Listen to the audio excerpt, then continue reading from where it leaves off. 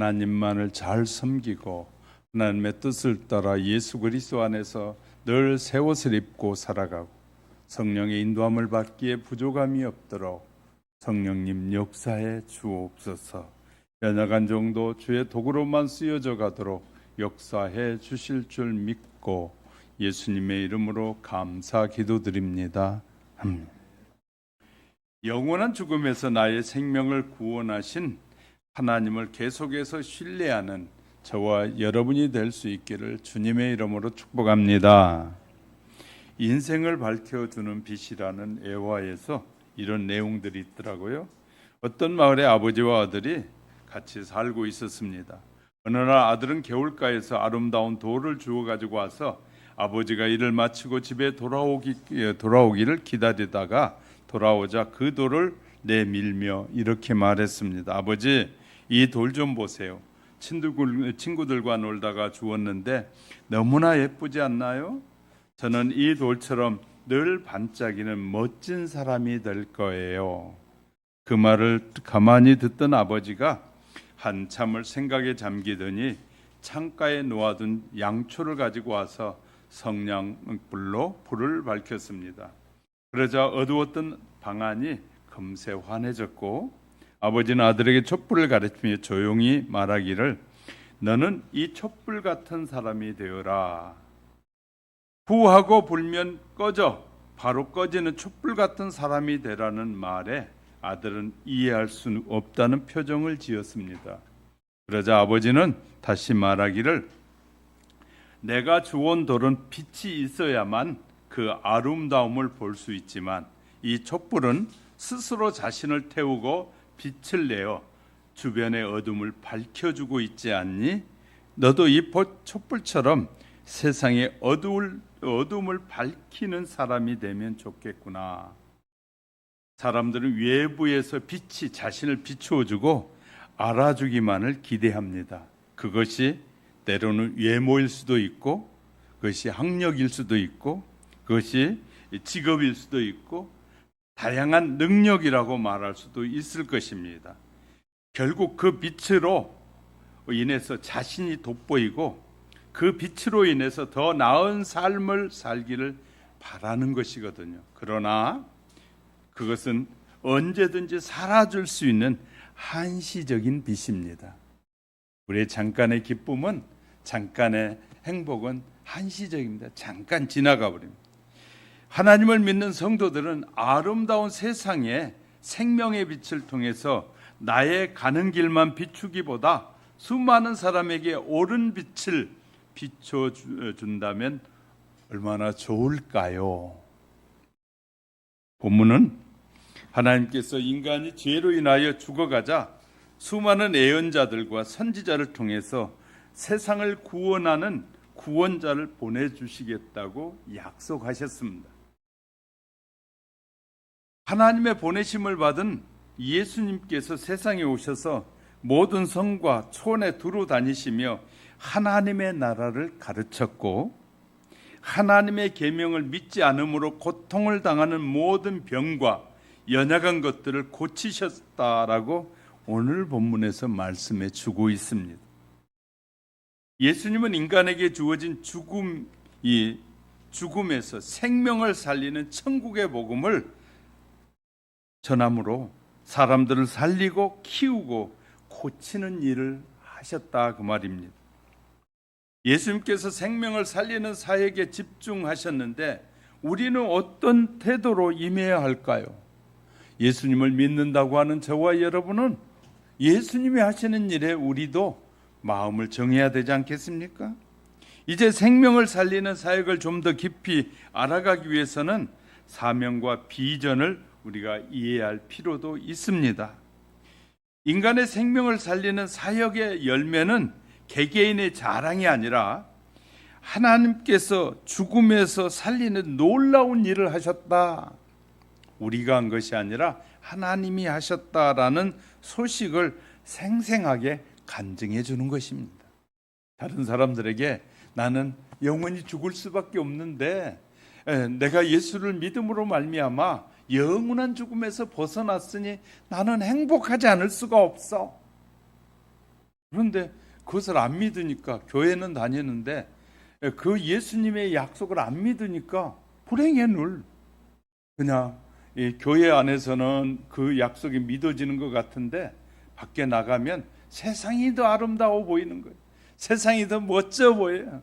세상 사람들이 하고 다니는 모습, 세상들의 문화, 세상들이 누리는 것이 더 좋아 보이는 경우가 얼마나 많이 있는지 몰라요. 그래서 사람들이 교회에 와서와 세상에 나가서 다른 모습을 보이고 사는 것이 생명을 전하고 살리는 사역의 소중한 목적은 무엇이냐? 생명을 살리는 사역을 통해서 영원토록 하나님께서 우리와 함께 하시겠다고 말씀하고 계셔요. 이제는 우리가 영원히 살 뿐만 아니라 하나님과 함께하는, 우리의 다음 세대는 하나님과 영원토록 함께하는 삶을 살게 될 것을 우리에게 분명히 약속해 주는 것이 바로 기독교다라는 것입니다. 오늘 하나님께서 보내신 위대한 선생님, 보내신 위대한 선생님이자 의사로 오셔서 치유하신 예수님께서 생명을 살리는 복음을 하시는 그 복음을 믿을 때 커다란 저와 여러분 속에도 희망이 생기고 다른 사람에게도 희망을 전해준다는 사실을 깊이 깨달아가는 시간이 되시기를 주님의 이름으로 축복합니다. 첫째는 예수는 진리를 전하는 선생으로 오셨다. 본문 35절에 보면 예수께서 모든 도시와 마을에 두루 다니사 그들의 회당에서 가르치시며 천국 복음을 전파하시며, 세상을 창조하신 하나님께서는 예수님을 보내서 모든 성과 촌에 두루 다니시면서 그들의 회당에서 가르치셨는데 천국 복음을 확실하게 전파하셨다라고 말씀하고 계셔요. 예수님은 자녀들이 타락한 세상에서 믿음으로 사는 삶, 지혜를 우리에게 말씀해 주셨습니다. 수많은 자녀들이 땅에서 육신을 입고 사는 동안에 어떻게 살 것인가 늘 방황하고 살고 있어요. 유대인들에게 하나님께서 택한 백성으로 불러서 너희가 이렇게 살아라 말씀을 주셨는데 그들은 하나님의 뜻은 깊이 생각하지 않고 어떻게 해야 우리가 편하게 믿을까, 어떻게 해야 우리가 쉽게 믿을까, 어떻게 해야 우리가 우리의 생각대로 믿을까를 생각하고 자꾸 따라 살다 보니까 세월이 가면서 하나님의 말씀과 전혀 다른 삶으로 바뀌어가고 있는 거예요. 하나님을 믿는다고 하는데 하나님을 믿는다는 그 백성들이 사는 삶은 전혀 다른 삶을 살고 있었단 말이에요. 왜? 자기들의 생각대로 살고 싶으니까. 그러니까 하나님의 말씀을 해석을 하나님이 원하신 뜻이 무엇인가를 해야 되는데 하나님이 나를 사랑하니까 이제 내 마음대로 살 거야. 이건 수준 낮은 어린 아이들의 삶이거든요. 이 미숙한 자녀들은 부모가 말하는 거 듣기 싫어해요. 왜 안다고 그러냐고 하면서 듣기 싫어해요. 안 들으려고 그래요. 부모가 하는 말은 자녀들을 위해서 어떻게 하면 잔소리 같지만 그렇게 살기를 원하고 그것이 복된 삶임을 경험했기 때문에 알려주고 싶은 것인데 자녀는 듣기 싫어해요. 그리고 누구 말을 좋아하느냐면 세상 아이들의 말을 좋아해요. 세상 사람들의 얘기를 훨씬 더 좋아해요. 그래서 부모님이 몇 마디 하면 그건 잔소리가 되고 친구들이 무슨 말을 하고 세상에서 전해주는 말은 금방 듣고 따라가. 세상에 자기 피를 나누어준 부모가 더 소중하겠어요? 세상 자기하고 전혀 피도 나누지 않는 친구가 더 소중하겠어요? 그러니까 깊이 생각하지 않고 살기 때문인 거예요. 친구는 죽어도 친구에게 재산 남기지 않습니다. 그런데 부모는 죽으면서 다 자식에게 죽어요. 아무리 싫든 좋든 호적이 그리 돼 있으면 다 죽어. 친구는 그렇게 좋아하던 친구는 죽을 때 단 1년도 안 남기고 어디로 가는지도 묻지도 않고 죽어요. 그러니까 가장 기본이 된 것도 모르는 자녀들도 너무너무 많고요. 그러니까 무엇이 소중한 것인지 모르는 사람들이 너무 많은 거죠. 그러니까 우리가 생각을 바꿔 들으면, 부모의 이야기도 생각을 바꾸어서 나를 위한 말이구나라고 바꾸어 들으면 그것이 복이 되는 거예요. 하나님의 말씀도 나를 위해서, 나를 구원하시기 위한 하나님의 말씀이다라고 들으면 이것이 모두가 축복이 되는 거예요. 할렐루야. 근데 나 힘들게 하는 거예요. 전체 잔소리, 하나님도 늘 잔소리만 해. 그렇게 들으면 나에게 복이 아니라 그것이 화가 돼서 돌아오게 되는 거예요. 이 너무너무 중요한 것이죠. 자, 수많은 자녀들이 이 땅에서 육신을 잃고 사는 동안에 자꾸 육신을 따라 사고를, 성도들도 가능하면, 예수 믿는다는 수많은 성도들도 가능하면 예배 시간이 줄어들면 좋고 기도 시간도 줄어들면 좋고, 근데 축복은 줄어들었으면 좋겠다 하면 노면, 그 세상적인 삶인 거예요. 다른 거 다 줄어들기 좋아하면서 복은 많이 받고 싶어 하는 거예요. 웃기잖아요. 하나님은 약속에 너희들이 믿는 대로 내가 너희를 축복하리라.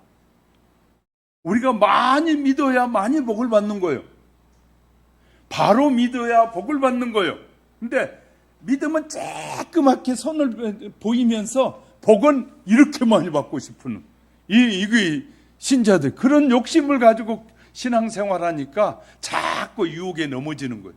세월이 가면서 유혹에 빠져드는 거예요. 자꾸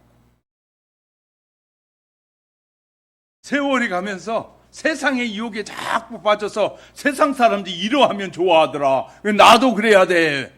세상 사람이 좋아하는 것 자기가 좋아지는 것. 세월이 가면서 하나님이 기뻐하는 일이야 라고 그렇게 하겠다는 말은 안 해요. 자꾸 세상 사람들이 뭐 좋아한대. 내가 만족하는 것이 최고의 만족이지 하나님이 무슨 필요가 있어. 하나님도 필요가 없는. 어이없는 말을 할 때가, 우리는 그것이 얼마나 믿음이 없는 소리고 얼마나 바보 같은 소리고 어리석은 말인지도 모르고 해요. 어떻게 해야 하나님이 기뻐하는 일을 할까 해야 그 복이 내게 올 텐데, 어떻게 해야 내가 기뻐야 좋지. 나를 기쁘게 하는 것이 최고라는 거예요. 우리가 그렇게 변질되는 거예요. 복을 많이 받은 사람은 변함이 없어야 돼요. 변함이 없어야 돼요. 세상이 아무리 큰 욕이 와도 하나님이 우리에게 약속한 복과는 비교할 수가 없는 거예요. 그래서요, 많은 하나님께서 당신의 아들을 하나님이 직접 오셔서, 우리가 그냥 하나님의 아들이라고 우리가 사역면에서 그렇게 표현하지만 하나님이 직접 오신 거예요. 사람의 몸을 하고 오셔서 우리에게 가르치시는 거예요. 먼저 가정에 관한 교훈을 모세의 가르침과 달리 가르쳐요. 모세는 이혼 증서를 써줘가지고 이혼하라고 말씀해요. 모세를 통해서는. 그런데 예수님이 직접 오셔서 이렇게 이혼을 금하며, 마태복음 5장 31절 32절에서 예수님은 하나님이 직접 오셔서 하신 말씀은 이혼을 금하며, 아예 그냥 정확하게 가르쳐줘요. 형제와 다투는 자는 하나님께 예물을 드리는 것보다 먼저 형제와 화목하는 것이 중요하다라고 가르쳐요. 자녀는 이웃을 내 몸과 같이, 하나님의 자녀 내 몸을 이웃과 같이 사랑하라고 마태복음 22장 39절에서 말씀하셔요. 예수를 잘 믿는다는 유대인들에게, 오늘 우리 신자들에게, 하나님의 자녀인 우리들에게 분명하게 말씀하셔요. 우리는 형제와 다투고도 화해하지 않고 하나님 앞에 예배드리는데 예수님은 직접 말씀하시는 거예요.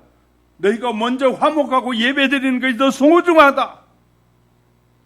대접을 받고자 하는 대로 먼저 이웃을 대접하라고 마태복음 7장 12절에 말씀하셔요. 원수를 사랑하며 그를 위하여 복을 빌릴 것을 가르쳐주고 계셔요. 이웃의 잘못을 용서하되 70번씩 7번이라도 용서하라고 마태복음 18장에서 말씀하셔요. 땅의 재물은 하늘에 쌓는 것이 지혜로운 일이라고 가르쳐 주셔요. 그 방법이 뭐냐면 가난한 자와 고아와 과부들에게 그리고 모든 소외자들에게 나그네를 돌보는 것이 대접하는 것이라고 분명히 가르쳐 주고 계셔요. 명예나 권세를 얻으려면, 즉 높아지려면 먼저 자신을 낮추고 겸손해지기라고 말씀하셔요. 우리 요새 정치하는 모든 사람들 다 지밖에 몰라요. 지가 다 잘났대. 남은 다 무시해버려요. 우리가 이런 걸 배우면 안 되거든요. 전혀 하나님의 말씀과 다른 삶이에요. 섬김을 받으려 하기보다 섬기는 자가 되라고 가르치고 계셔요. 이 같은 가르침은 믿음으로 살아가는 성도들이 믿고 따른다면 이 땅에서도 천국이 이루어질 것이고 모든 인류는 참 자유와 기쁨을 누릴 것이라고 분명히 말씀하셔요. 천국은 우리의 마음에서부터 이 땅에도 이루어진다는 거예요. 왜? 하나님의 말씀을 따라 살면. 할렐루야. 이렇게 말씀하시는 거예요. 예수님은 천국에 들어가는 길이 무엇인지도 가르쳐 주셨어요. 하나님의 자녀들의 부름을 받은 당시 유대인들에게 주님의 공동체 사역의 첫째가 회개하라는 것이었습니다. 그 말은 잘못 살았다는 거예요. 너희가 하나님의 백성이라고 말하면서 수많은 이방인들을 무시하고 이방인들을 천시 여기고 자기들밖에 모르는 어리석은 자들을 향해서 회개하라. 회개하라는 것이었어요. 우리 예수님이 오셔서 첫 마디가 회개하라. 천국이 가까웠느니라. 얼마나 하나님의 말씀이 명확하게 증거되어지는지 몰라요. 먼저 하나님의 자녀들에게 회개함으로 천국이 주어진다고 말씀하는, 천국은 회개함으로 주어지는 것이다. 예수님이 천국에 들어간 유일한 길이라고 가르쳐 주셨어요. 제자 요한을 통해서 요한복음 14장 6절에 내가 곧 길이요 진리요 생명이니 나로 말미암지 않고는 아버지께로 올 자가 없느니라. 그 당시에 많은 유대인들은 그냥 하나님만 그냥 대충 믿어도 가는 걸로 알았어요. 아니라는 거예요. 하나님께서 계획한 이 구원의 계획은 메시아를 통해서, 그리스도를 통해서 그를 믿는 자들을 구원하시겠다는 하나님의 약속이었다고 분명하게 말씀하고 계시는 겁니다. 그리고 금식 기도와 기도에 대해서 가르치면서 친히 기도의 본도 보여주셨어요. 제자들이 주님 어떻게 우리가 기도하며 살까요? 그랬더니 주기도문을 가르쳐 주셨어요. 하늘에 계신 우리 아버지께 먼저 부르라고. 하늘나라의 믿음의 자녀들이 거할 처소를 주님이 직접 예비할 것이라고도 말씀하셨어요. 요한복음 14장 2절. 또한 부활하신 후에 이 땅에 오셔서 우리를 영접하실 것도 말씀하셨어요. 죽었다가 부활하신 후에 우리를 영접할 것을 말씀하셨어요. 이러한 그의 가르침을 믿고 따를 때 우리에게는 영생이 주어지고 하나님의 기업이라는 축복을 받게 된다라고 우리에게 가르쳐 주신 거예요. 하나님께서 보내신 메시아이신 예수님을 믿고 사는 길로 인도하신다는 뜻을 따라서 살아가시길, 그러기 위해서는 우리에게 결단이 필요한 거예요. 세상을 닮아가려는 결단이 아니라 주의 말씀을 따라 살겠다는 결단이 저와 여러분에게 있어야 될 줄 믿으시기 바랍니다. 그런 사실을 마음으로 받아들이고, 그래서 수용한다고 하잖아요. 마음으로 받아들이고 그렇게 살겠습니다 라고 결단하며 사는 자가 예수 그리스도의 자녀다, 하나님의 백성이다라고 분명히 우리에게 말씀해 주고 계십니다. 이 사실을 믿으시기를 주님의 이름으로 축복합니다. 두 번째는 예수님은 질병을 치유하는 의사로 오셨다는 거예요. 본문 35절 하반절에서 모든 병과 모든 악한 것을 고치시니라. 무리를 보시고 불쌍히 여기시니 이는 그들이 목자 없는 양과 같이 고생하며 기진함이라. 하나님을 떠나서 자신들의 고집대로 살아가는 인간들은 방황하며 병들어 죽어가고 있어. 뭐 때문에 죽나? 질병으로 죽는가? 그러니까 많은 사람들이 마지막에 어디에 가서 마지막을 장식하냐면요, 병원에 가서 마지막을 장식해요. 왜? 다 병으로 죽는다 그 말이에요. 병으로 죽는다. 예수님 죽어가는 인간의 육체의 질병을 고치셨어요. 그러면서 그 당시에 하나님만, 그들이 믿는 하나님의 자녀들이 하나님만이 고치는 병을 고침으로 예수님이 하나님이시라는 사실을 말씀하신 거예요. 예수는 인간이 몸부림치는 육체의 질병에서 큰 관심을 갖고 계셔요. 인간의 삶의 고통으로 찾아온 질병의 치료를 호소하는 이들은 모두 다 예수님이 치료해 주셔요. 내가 죽게 생겼습니다라고 예수님을 찾아간 모든 자들은 질병에서 자유함을 얻게 돼요. 그래서 그 당시에 문둥병자, 안전병이, 중풍병자, 기머거리, 장님, 혈루증 여인, 간질하는 자들, 이 땅에 의술론 치료가 불가능한 모든 질병을 손수 고쳐주신 것이에요. 주님은 인간의 몸이 영혼의 집이라고 하시면서 하나님을 모시는 성전이라고까지 하셨어요. 그런 이유로 몸이 귀신의 안식처와 활동 무대가 되는 것을 용납하실 수 없다 그 말이에요. 우리의 몸이 하나님의 성전인 우리의 몸이 마귀가 우리의 마음에 들어와서 우리를 유혹하고 넘어뜨리고 하나님의 뜻대로 가야 하나 네 뜻대로 살고 내 생각대로 살고 내가 원하는 대로 살게 내버려 두지 못하겠다 그 말이에요. 하나님의 백성들이 괴로움을 당하는 것을 방치하실 수 없으셨다고 말씀하는 거예요. 인간의 마음의 근심을 치료해 주셨습니다.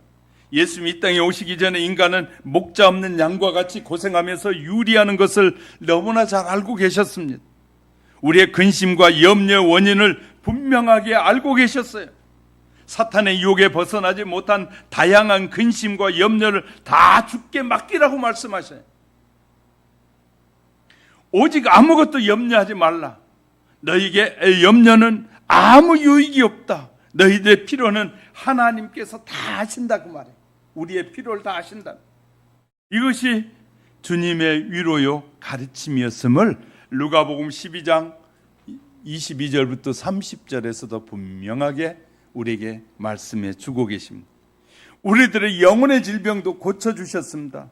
37절에 보면 추수할 것은 많대. 이것은 구원에 해야 될 영혼이 많음을 비유로 말씀하고 계셔요.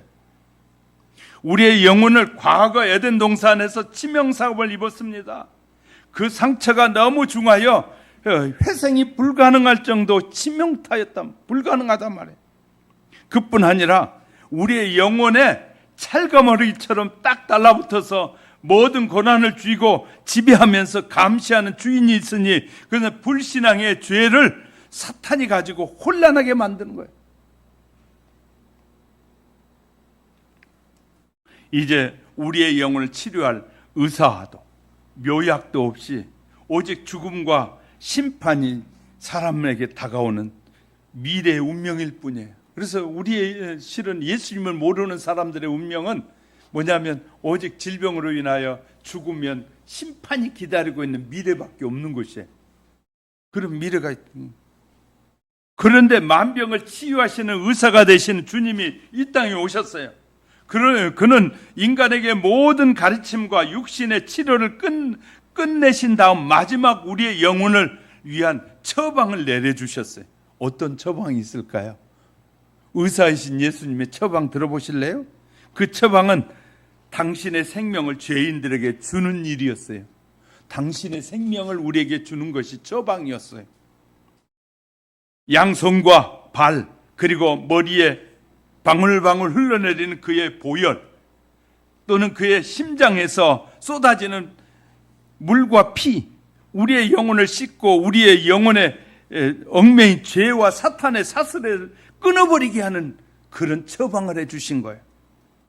그의 부드러운 목소리로 그의 따뜻한 손과 발, 그리고 그의 단 하나의 생명 하나하나 우리를 사랑하기에 남기신 것이 없이 전혀 남김없이 우리를 위해서 다 내어주셨단 말이에요.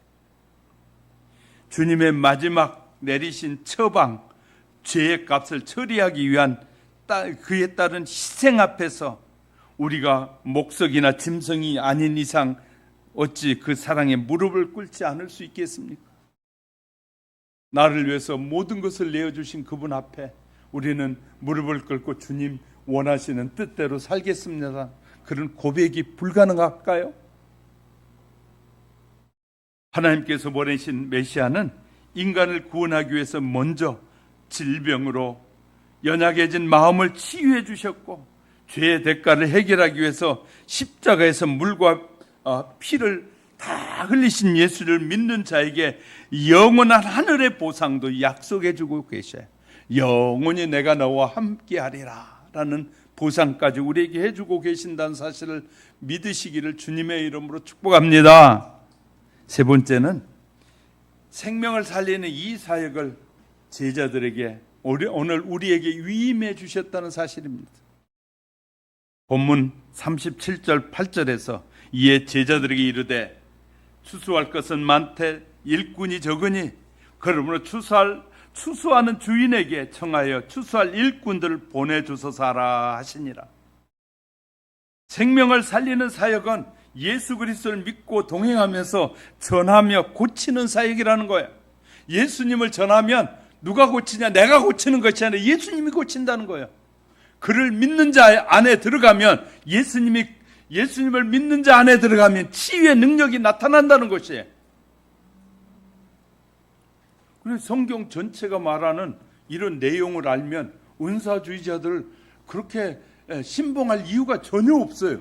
성경을 잘 모르니까 은사주의를 대단한 것처럼 따라가는 것이지, 주님이 우리와 함께하면 그 삶의 능력이 우리를 죄와 허물에서부터 살릴 뿐만 아니라 우리를 죽음에서부터 살려내는 능력이 그를 고치고 살린다는 거예요. 생명사역을 시작할 때 사람들이 목자 없는 양과 같이 고생하고 기진한 모습이 저와 여러분에도 보여야 돼요. 예수님 없이 살아가는 사람들이 저 비참하게 사는 것이, 예수를 모르고 사는 사람들 막 희망차게 사는 것 같은 그들을 뒷면에 딱 돌아다 보면 그런 희망이 없이 사는데, 그걸 보면서 믿는 자들이 와, 저들이 사는 것이 훨씬 더 좋아 보인다, 이런 것은요 정말 미숙한 사람들이나 하는 말이에요. 생명을 살리는 사람들은 목자 없는 양과 같이 고생하며 기진하는 것이 우리 눈에 보여야 돼. 생명을 살리기 위해서 전하는 성도는 문제를 직시해야 됩니다. 아이고, 저들이 우리보다 훨씬 문제가 없이 사네? 그 안에 들어가 보면 그들은 얼마나 많은 문제를 가지고 살아가고 있는지 몰라요. 그래야 문제가 많은 사람도 포기하지 말고, 여러분이 어떤 사람 만나보면 그냥 문제와 문제로 막 가득 찬 사람들이 있어요. 그런 사람도 우리는 포기하지 않아요. 왜? 이유가 있죠. 예수님께서도 문제가 많은 사람을 추수의 대상자로 보셨다는 것이 매우 중요합니다. 그렇게 문제가 많은 사람도 예수님은 내가 거둘 곡식이다 라고 말씀하시는 거예요. 이것은 문제만 보지 말고 동시에 문제 해결을 보는 것이 필요합니다.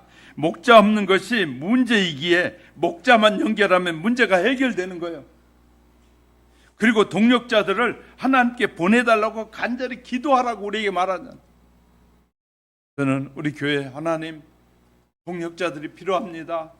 주님, 거둘 곡식 많으나 일꾼이 부족합니다. 열심히 있는 일꾼 보내주시옵소서. 저는 기도해요. 우리가 함께 기도해야 되지 않겠습니까?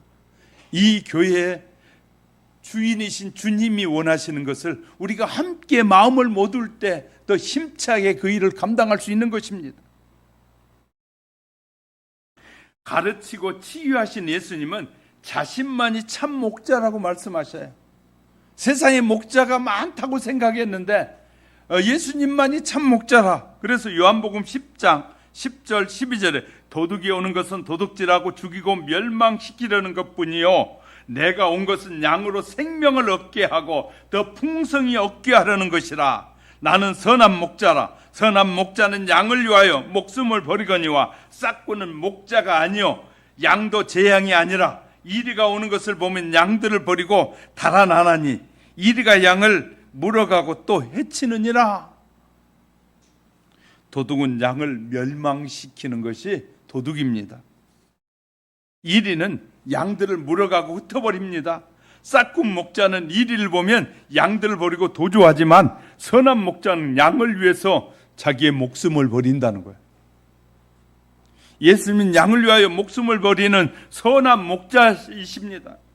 그래서 십자가에서 피 흘려 죽으시고 부활하심으로 나를 죄에서 건져주시고 완벽한 의를 선물해 주셨다고 바울은 로마서 4장 25절에서 말하고 있습니다. 아무리 문제가 많은 사람이라도 선한 목자이신 예수님 그리스도만 만나면 삽니다. 죽을 사람도, 영원히 죽을 사람도 예수 그리스도만 만나면 누구든지 살 수 있습니다. 세상에 보이는 것이 다가 아니라 말이에요. 예수 그리스도와 연결만 되기만 하면 망가진 인생도 고쳐지심을 받습니다. 생명을 전하는 사역은 목자 없는 양들을 선한 목자에게 연결한 사역이 바로 우리가 전하는 전도 사역이에요. 할렐루야. 근데 우리는 얼마나 우리 주위에 많은 사람이 죽어가고 있는데 그냥 연결하려고 하지 않아요. 어떻게 해야 저 사람 통해서 내가 돈을 벌고 내가 편히 먹고 살까만 생각하지 어떻게 해야 저들에게 예수님을 전할까 생각하지 않는단 말이에요. 제가 여기 아동센터를 만들 때는 아동센터를 통해서 어떻게 하든지 연약하고 가난한 사람들에게 예수님을 전하겠다는 그런 뜨거운 마음이었는데 아동센터를 통해서는 복음이 안 전해져요. 그 말은 뭐라는 거예요? 아동센터에만 정신 있지 복음을 전하는 데는 신경 안 쓴다고 말해요. 복음을 전하려는 이웃은 문제를 볼 때마다 좌절하거나 절망해서 안 됩니다. 정부가 아동센터에서 복음을 못 전하게 하니까 말을 못 하겠어요. 문제가 있으니까 이제 말 못 하겠어요. 문제를 볼 때마다 문제를 해결해 주신 예수 그리스도를 봐야 됩니다. 주님을 믿고 당당하게 복음을 증거하면 주님이 책임져 주시는 거예요. 문제 있는 사람을 볼 때마다 저분은 예수 그리스도와 연결하면 사는데 이런 애타는 마음이 있어야 되거든요. 문제 없는 사람은 추수할 대상자입니다. 문제가 많은 사람은. 예수님께서 남편 5과 이혼하고 6번째 남자와 사는 사마리아 창녀를 생명을 전해야 할 추수의 대상자로 보셨어요. 세상적으로 보면 버림받아야 되고 영원히 퇴출돼야 될 여자잖아요. 그런데 예수님을 그 영혼도 건져야 될, 구원해야 될 대상으로 보셨단 말이에요. 예수님 그 창녀가 죄를 회개하고 구원자 예수 그리스도를 믿어 구원을 얻게 하셨습니다. 예수님께서는 그 창녀를 살리고 고치신 후에 제자들에게 요한복음 4장 35절은 눈을 들어 밭을 보라 휘어져 추수하게 되었다. 다시 말해 저렇게 상처받고 사는 수많은 사람들은 우리가 그 추수해야 될 대상이다 라고 예수님이 제자들에게 가르쳐 주신 거예요. 생명을 살리는 사역에 동참하는 성도는 눈을 들어 밭을 보아야 된다 그 말이에요. 주님의 말씀을 기억합시다. 세상에 문제가 없는 사람은 어디 있습니까? 모두가 다 이런저런 문제로 고민하고 걱정하고 기진해 있지 않습니까? 세상 사람을 볼 때 추수의 밭을 볼 줄 알아야 됩니다. 그리고 주님, 우리가 이 세상을 볼 때 생명을 추수할 수 있는 밭을 보게 하옵소서.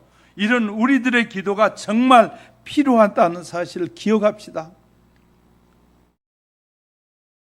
생명을 살리는 사역은 기술을 배우는 것이 아니에요. 우리의 마음을 훈련받는 것입니다.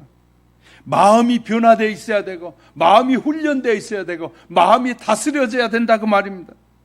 마음은 인생의 원천이기 때문에 우리의 인생의 원천이기 때문에 마음에서 인생의 모든 것이 나온다라고 이 잠언 4장 23절에 말하고 있습니다. 전도해야지 그런 마음을 가지면 아무리 방해해도 전도할 기회가 생겨진다고 말해요. 정부가 별지랄을 다 해도 나는 개인적으로 만나서라도 그들에게 복음을 전하고 생명을 살리겠다는 그런 마음이 있으면 하나님이 기회를 주시고 마련해 주신다고 말해요. 그냥 세상 하는 일로 마무리되는 인생이 돼서는 안 된다고 말이죠. 예수 그리스도께는 하나님의 아들이며 성자의 하나님이시면서 하나님과 동등됨을 취할 것으로 여기지 아니하시고 자신을 낮추셔서 인간이 되셨고 죽기까지 복종하셨다고 바울은 빌립보서 2장 5절부터 11절에 말하고 있습니다. 예수 그리스도께 자신을 낮추셔서 하나님의 구원하신 뜻을 죽기까지 복종하시는 태도로 생명을 살리는 일을 실천하셨다고 말해요. 예수 그리스도는 마음이 무리를 향해 있었어요. 예수님의 마음은 늘 죄인들을 향해 있었어요. 어떻게 해야 저들을 구원할까 하고 예수님의 마음은 죄인들을 향해 있었다는 거예요. 부모의 마음이 집을 나가서 방탕한 삶을 사는 자식에게 마음이 있는 것처럼 예수님의 마음도 이 방황하고 예수를 하나님을 믿지 않고 사는 그들에게 가 있었단 말이에요. 근데 하나님의 자녀인 우리들의 마음은 세상에 가 있는 거예요. 어떻게 해야 더 먹고 살까? 어떻게 해야 더 편히 살까? 어떻게 해야 쉽게 살까? 어떻게 해야 내 마음대로 살까? 어떻게 해야 예배 덜 드리고 살까? 어떻게 해야 예배 안 드리고 살까? 어떻게 해야 기도 안 하고 살까? 어떻게 해야 성경도 안 읽어도 좋을까? 이렇게 사는 것이 우리의 삶이에요. 그러니 기독교 신앙이 무너져 내려가는 거예요. 큐티하라고 책을 사서 줘도 보지 않잖아요. 저는 보고 있어요. 그것이 여러분에게 유익이 될 책이기 때문에 고민하고 사가지고 여러 책 중에서 그 책을 사가지고 여러분이 하루에 이걸 한 장이라도 보면서 여러분에게 조금이라도 유익이 됐으면 좋겠다는 그 간절함 가지고 그 책을 사가지고 여러분에게 주잖아요. 근데 여러분은 갖다 던져버리잖아요. 하나님의 말씀, 그렇게 중요한 하나님의 말씀도 갖다 아무데나 던져버리잖아요.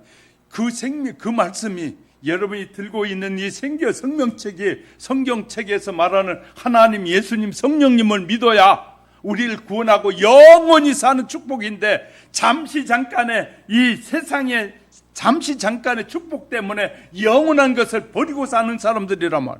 얼마나 그런 사람들이 많이 있는지 몰라요. 근데 버리고 사는 사람들을 자꾸 닮아가고 싶어하는 것이 신자들의 모습이에요. 그건 변질돼 가고 있고 마귀의 유혹을 받고 있다는 말입니다. 마귀의 유혹에 자꾸 넘어가고 있다는 말입니다. 주님은 그런 우리에게 이렇게 말씀합니다. 오늘 밤 너의 영혼을 내가 취하면 네가 지금까지 누리고 있는 것이 누구의 것이 되겠느냐? 이렇게 말씀하시는 거예요. 그렇게 쇠갑하게 벌어놨는데 내일 쓰려고 모레 쓰려고 몇 년 있다 쓰려고 벌어놨는데 오늘 밤 너의 영혼을 걷어가면 네 애쓰고 수고한 그 모든 것이 누구의 것이 되겠느냐? 이렇게 물으시는 거예요. 정말 정신 바짝 들어요. 저는 그런 말씀을 읽다가 정신이 바짝바짝 들어요. 생명을 살리는 사역은 기술이 아니라 우리의 마음의 변화예요. 내 마음이 예수 그리스도의 마음을 닮아가는 마음을 갖는 것입니다.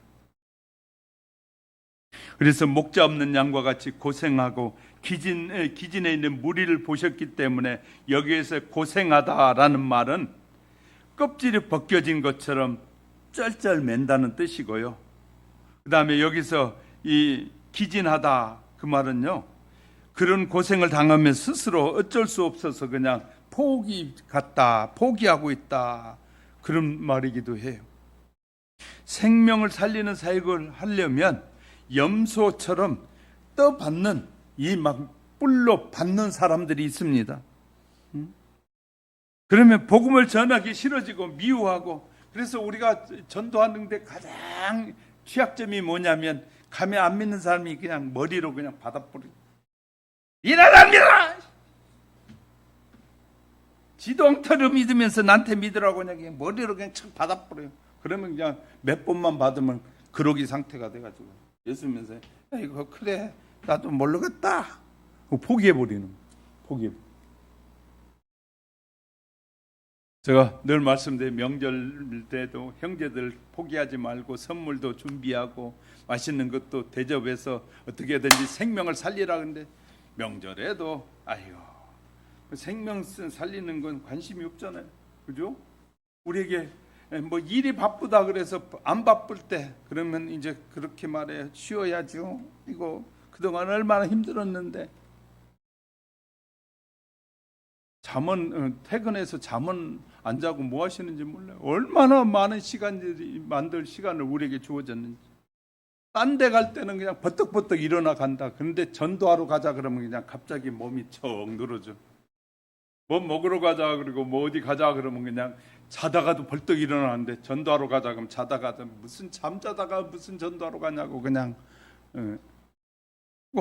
생명을 살리는 것보다 나를 위해서 살려고 하는 거죠. 그러면 하나님의 은혜를 저버리는 자다라고 말하는 거예요. 사람이 살아가는 과정에서 가장 어려운 과제 중에 하나가 가정에서나 학교에서나 교회에서나 직장에서 인간관계입니다. 사람답지 못한 사람을 만나면 정말로 괴로워서 저게 사람일까? 짐승이냐? 저게 막이냐? 라는 생각이 들 정도로 힘든 사람도 우리가 만나게 돼요. 그런 사람을 만날 때 예수 그리스도의 마음으로 대하라고 바울은 에베소 4장 15절에 그냥 세상 말로 하면 개차방 같은 사람을 만나도 그럴 때 사랑의 마음으로 그에게 접근하고 사랑의 마음으로 그에게 진실하게 대하라는 거예요. 그런 사람도. 그래서 우리의 힘으로는 불가능하잖아요. 근데 주님의 마음을 가지고 하라는 거예요. 네 마음으로는 안 된다고 말해. 내 마음은 저 인간 그냥 발로 차고 그냥 없애버리고 싶은데 그런 마음이 아니라 주님의 마음은 불쌍히 여기는 마음이라는. 내 마음은 저 같다 인간 그냥 없어져도 좋겠다. 그냥 벼락을 맞아 죽었으면 좋겠다는 마음이 내 마음이라면 그리스도의 마음은 그런 인간을 향해서도 하나님께서 불쌍히 해요. 왜? 얼마나 마귀에게 더 강력하게 붙들렸는지 저 짓을 하고 사니. 그래서 뭐라고요? 그런 인간을 불쌍히 여기라는 거예요. 주님의 마음과 내 마음이 늘 달라. 그러니까 전도도 잘 안 되는 거예요. 주님의 마음과 내 마음이 전혀 다른 삶을 사는 거예요. 예수님을 10년, 20년, 30년, 50년 살았어도 주님의 마음을 전혀 닮으려고 하지 않는 거예요. 주님의 성품을 가져야 주님의 마음을 품어야 불쌍히 여겨지는데 불쌍히 안 여겨지니까 지금 내 옆에 있는 사람이 죽어가는데 저 죽어가는 영혼이 불쌍히 여겨져야 불쌍하다는 마음을 가질 텐데 저 인간 저렇게 죽길 바라고 있으니 내 마음은 죽기를 바라는 마음이고 주님의 마음 그런 영혼을 불쌍히 여기셔서 주님이 대신 십자가에서 죽으시는 것인데 우리는 그런 마음이 없단 말이에요. 그래서 예수님이 늘 내가 너희 안에 너희가 내 안에 있으면 너희는 무엇이든지 원하는 대로 구하라 그러면 이루리라. 그러니까 우리가 예수님의 마음이 아니라 내 마음으로 사니까 안 되는 거죠. 생명을 전하고 살리는 사역은 내가 사는 사역이 아니라 내가 죽는 사역이라고도 말씀하셔요. 내가 주님과 함께 죽을 때 주님과 함께 부활하는 체험을 하게 됩니다. 이상한 것은 주님을 위해서 내가 죽고자 하면 살게 된다는 거예요. 주님을 위해서 살기를 위해서 일하면 주님이 살게 하신다는 거예요. 예수님께서는 죽고자 하면 산다고 말씀하신 마태복음 16장 24절 25절에 사도 바울도 이렇게 권면합니다. 고린도 성도들이 고린도 4장 10절 11절에서 죽고자 하는 자는 주님께서 살리셔 주신다. 생명을 전하고 살리는 사역은 감정으로 하는 것이 아닙니다. 주님이 주시는 긍휼로 하는 것입니다. 그러니까 주님이 긍휼의 마음이 없으면 아무것도 할 수 없다는 것이. 그러니까 우리가 우리 자신을 판단해 봐야 돼요. 내가 다른 사람을 볼 때 불쌍히 여겨지는지. 그렇지 않으면 아이고 나보다 더 잘 사네 그런 생각이 든. 여러분이 잘 나가는 사람을 만났는데 그가 예수를 안 믿는데도 불구하고 그 사람을 만나면 부러워. 아이고 나도 저렇게 살았으면 좋겠는데. 그렇다면 여러분은 긍휼히 여기는 마음이 없는 거예요. 그는 겉으로 잘 사는 것 같지만, 세상에 잘 사는 것 같지만 그는 패배자예요. 그는 심판대에 이를 사람이고 영원한 형벌의 사람이에요. 그러니까 우리의 마음의 생각이 바뀌지 않고는, 내 생각이 바뀌지 않고 내가 예수의 사람으로 바뀌지 않고는 그런 생각이 안 들잖아요. 그래서 예수님이 내가 너희 마음에 들어가기를 원한다 그리고 말씀하시는 거예요. 내가 너의 마음에 들어가면 네 마음이 바뀐다는 거예요. 누구의 마음으로? 예수의 마음으로. 할렐루야. 예수님이 내가 예수님을 내 마음에 모셔드리면 내 마음이 바뀐다는 거예요. 누구의 마음으로? 예수의 마음으로. 포악하고 못된 모습으로 살았던 그 사람이 불쌍히 여겨진단 말이에요. 그러니까 그를 위해서 기도하게 되는 거예요. 그를 위해서 기도하게 되는 거예요. 그러니까 예수님 따로 나 따로, 예수님을 30년 50년 믿었는데도 예수님 따로 나 따로, 교회 와서는 예수님 생각, 교회 나가면 세상 사람 내 생각, 이렇게 살면 100년을 믿어도 헛된 믿음을 갖게 되는 거예요. 헛된 신앙생활을 하게 되는 거예요. 응? 그래서 예수님은 이렇게 말씀하셨어요. 요한복음 15장에 포도나무와 그 가지의 비유를 통해서 우리에게 분명하게 말씀하셔요.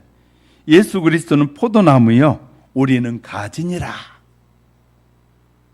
가지가 포도나무에 붙어 있으면 나무의 수액을 받아 열매를 맺는 것처럼 내가 예수 그리스도와 동행하면 그의 생명의 수액과 자양분이 내게 흘러 들어와서 주님의 생명과 능력으로 좋은 열매가 맺어지게 된다는 거예요.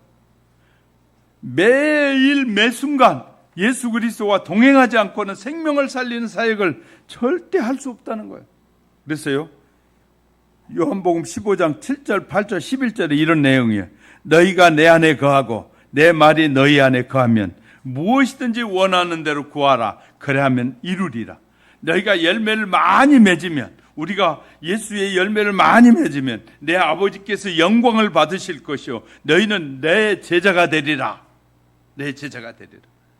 내가 이것을 너희에게 이르면 내 기쁨이 너희 안에 너희의 기쁨으로 충만하게 하려 합니다. 예수님이 사람을 살리고 난 그 기쁨이, 너무 큰 기쁨이 우리 안에도 충만해지기를 원하신다. 할렐루야.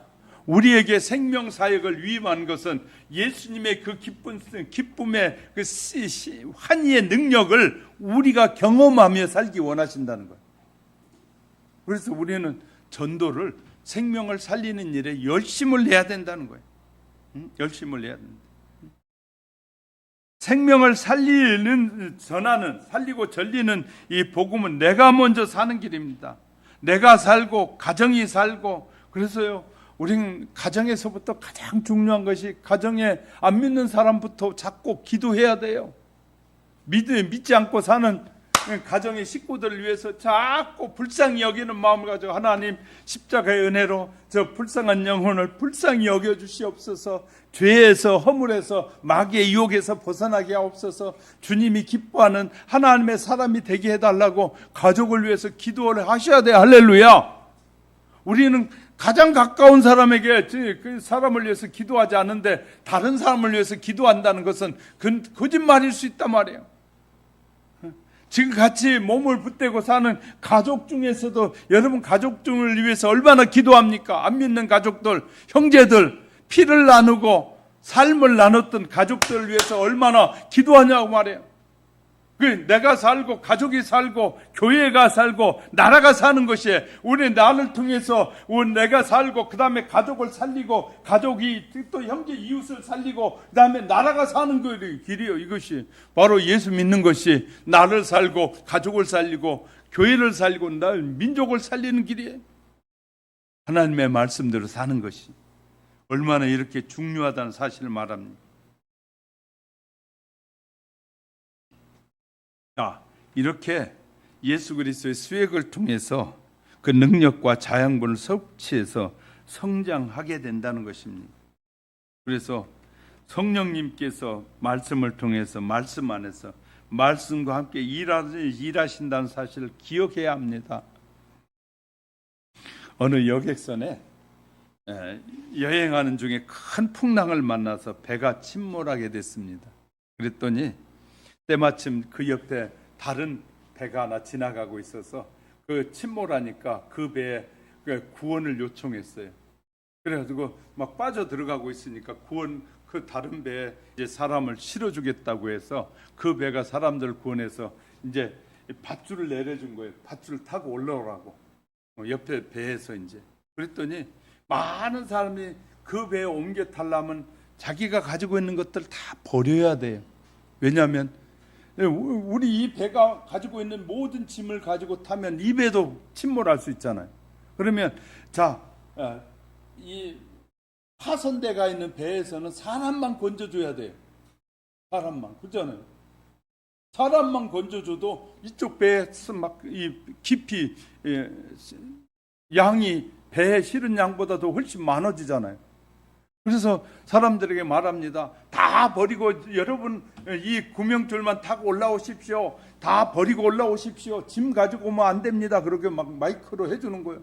이쪽 배에서, 구조선에서. 그러니까 다 버리고 올라오십시오. 근데 그 배에는 세상에 돈을 좋아하는 사람이 있었는데 그는 금은보화를 잔뜩 싣고 여행을 하고 있었어요. 그런데 지금 빠져들어가고 있는데 마침 건져주는 배가 있다고 하니까 자기의 금들을 주머니에다 막 잔뜩 허리에다 찼어. 그리고 이제 구명줄을 붙잡고 올라가는데 이게 너무 무거우니까 구명줄 붙잡고 올라가다 떨어져 버렸어요. 너무 무거우니까, 금부치가 무거우니까. 그랬는데 다른 사람은 다 구했는데 그 사람은 물에 빠져들어가서 다시는 올라오질 않는 거예요. 다른 사람은 떨어져도 몸이 가벼우니까 뜨는데 그 사람은 금은 부치를 못 놓고 금을 잔뜩 차고 있으니까 그는 다시 떨어진 다음에 다시는 올라오지 않아서 구원함을 못 받았다는 거예요. 자기 생명을 잃었다는 거예요. 우리는 예수 그리스도를 나의 주인으로 영원한 생명으로 모셔드린 저와 여러분은 세상의 것들에 미련을 두시면 안 돼요.